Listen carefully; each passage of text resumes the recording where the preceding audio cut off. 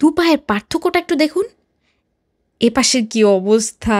এবং এ কারণে এখানে আমি আমার পা লুকিয়ে রাখার জন্য আপ্রাণ চেষ্টা করে যাচ্ছি, যেমনটা আমি করে থাকি যখন আমার পায়ে মোজা বা জুতা থাকে না। এদেশে আসার পর আমি খেয়ালই করি নাই অযত্নে অবহেলায় আমার পায়ের কি অবস্থা।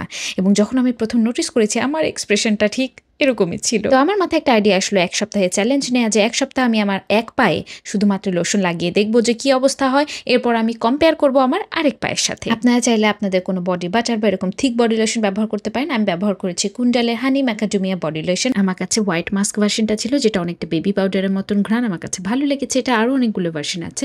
আর আমি একটু থিক কনসিস্টেন্সি পছন্দ করি, কারণ দ্রুত কাজ করে। ময়শ্চারাইজারের মতন বডি লোশনের ক্ষেত্রে ইমোলিয়েন্স এবং অক্লুসিভের পরিমাণে নিশ্চিত করে সেটা কতটুকু ভারী হবে বা পাতলা হবে। আর ৭ দিন পরে পার্থক্যটা একটু দেখুন, কি পরিমাণে স্পষ্ট। এই পাশটা কি হেলদি আর এই পাশটা কি পরিমাণে প্রাণহীন দেখাচ্ছে।